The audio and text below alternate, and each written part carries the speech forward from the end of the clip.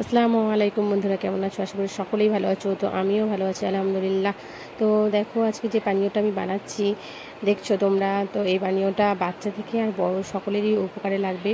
তো এখন ঋতু পরিবর্তনের সঙ্গে সঙ্গে দেখো এখন বর্ষাকাল, তবুও মানুষের সর্দি কাশি সব লেগেই আছে, গলা খুসখুসানি, তো সব কিছু কিন্তু দূর হয়ে যাবে পানীয়টা পান করলে। তো পানীয়টা বানাতে আমি কি কি উপকরণ নিয়েছি সব কিন্তু রান্নাঘরের মধ্যে তোমরা পেয়ে যাবে।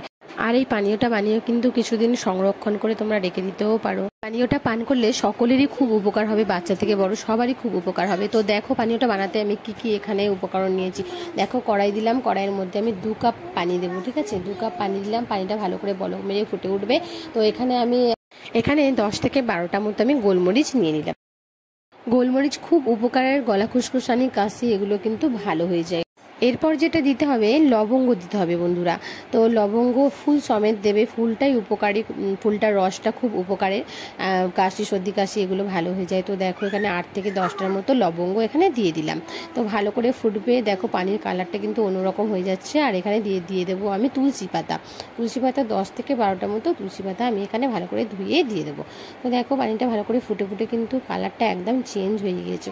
এরপর আমি অ্যাড করব গ্রেট করা আদা। তো কিছুটা আদা নিয়ে গ্রেট করে ভালো করে এর মধ্যে দিয়ে দিতে হবে বন্ধুরা।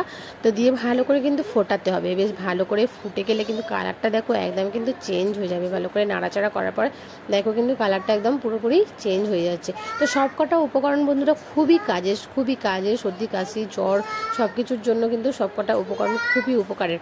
তো তোমরা কিন্তু এটা বাড়িতে ট্রাই করতে পারো, তোমাদের কিন্তু খুব উপকার হবে। তো আমার বাড়িতে 2টো বাচ্চা আছে, তাদের জন্য বানাতে হয়, তো সেই জন্য আমি বানিয়ে ভিডিওটা তোমাদের সঙ্গে শেয়ার করে দিলাম যাতে তোমরা উপকৃত হও। দেখো খুব সুন্দর কিন্তু কালারটা এসেছে। তো বড়রা কিন্তু 2 কাপ পান করতে পারো, আর ছোটরা 2 চামচ অথবা 1 চামচ পান করতে পারো। আর পান করার সময় অবশ্যই মধু অ্যাড করে নেবে, 1/2 চামচ অথবা 1 চামচ মধু অ্যাড করে নেবে। তো বন্ধুরা ভিডিওটা যদি ভালো লেগে থাকে সকলেই একটা করে কমেন্ট করে দিও, লাইক করে দিও, আর চ্যানেলটিকে সাবস্ক্রাইব করে দিও বন্ধুরা। এই পানীয়টা কিন্তু রেগুলার তোমরা পান করতে পারো, কোনো অসুবিধা নেই। 1 সপ্তাহ মতো পান করলে তোমরা একদম পুরোপুরি সুস্থ হয়ে যাবে।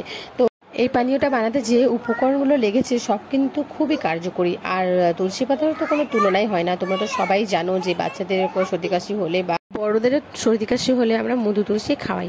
এই পানীয়টা কিন্তু তোমাদের খুবই উপকারে লাগবে। তো সকলেই ভালো থেকো, সুস্থ থেকো। আসসালামু আলাইকুম।